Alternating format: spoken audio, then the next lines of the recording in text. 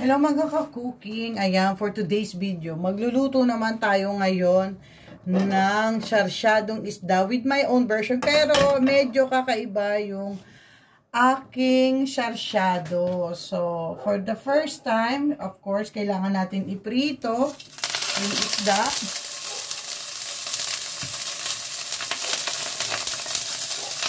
Ayan. So, ako guys, tinatakpan ko siya. Tinatakpan ko yan para hindi ko malansit. Ayan, tignan na natin, ano?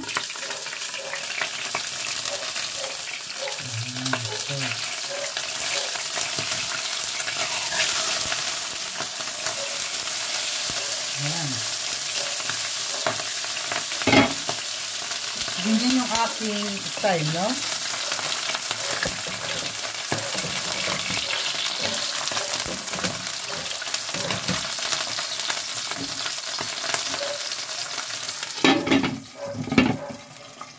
Takpan natin siya uli. Ayan, after titignan na natin siya, no? Dahil sa akin kasi guys, hindi ko masyadong piniprito ng gusto yung aking isda. So, isa-separate na natin siya. Ayan.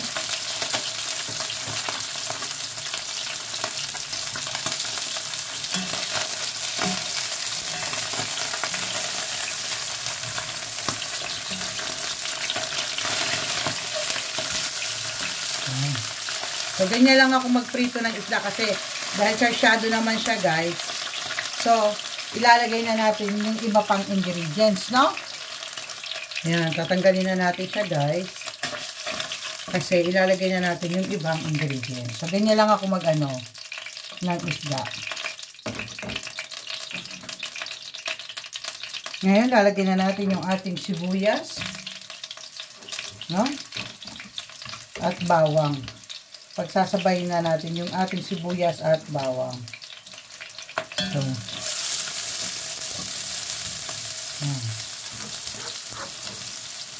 antayin natin maluto yung bawang sibuyas.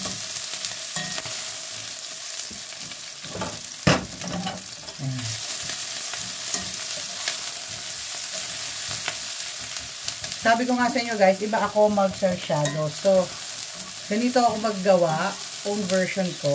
Ngayon, dahil nailagay ko ng bawang sibuyas, ilalagay natin yung langgunisa. Guys, langgunisa. Yan.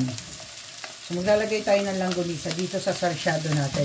Bakit kamo guys? Kasi, nagpapalasa siya. Kakaiba. Alam nyo yun? Kung at least, kahit sauce lang, meron ka. Ayan.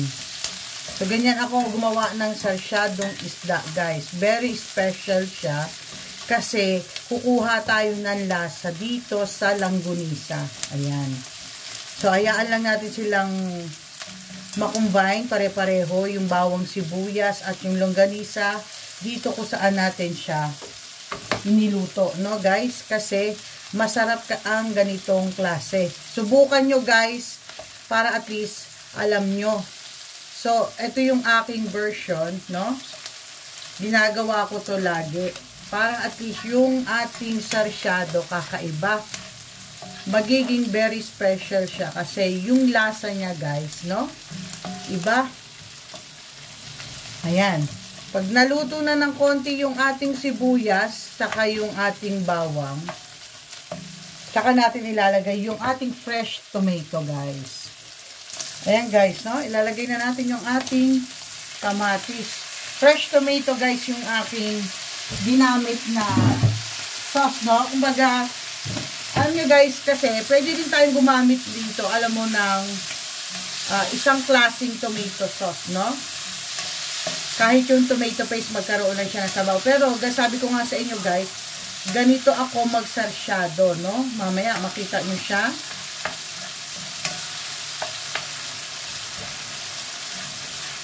Ayan. Antayin natin maluto ng gusto yung ating kamatis, yung pinaka-sauce natin. Ayan guys, dahil sa luto na yung ating kamatis, maglalagay naman na tayo ng water para sa sabaw niya. Ayan. So, antayin lang natin siyang kumulo.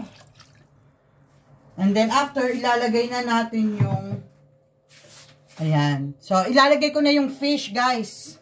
Para at least sabay siyang kukulo sa ating sauce, no? So, ayan yung ating sarsyado.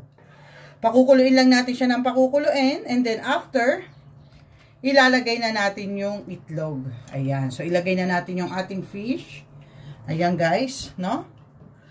So, mamaya yan, guys, magbe-blend sila ng lasa. Makukombine.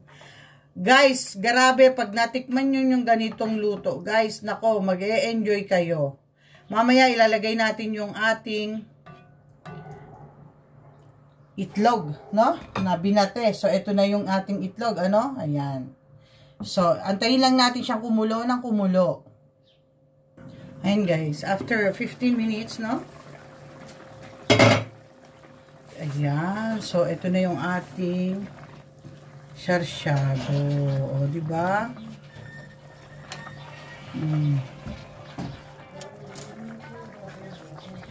Ayan, guys. So, ilalagay na natin yung ating egg.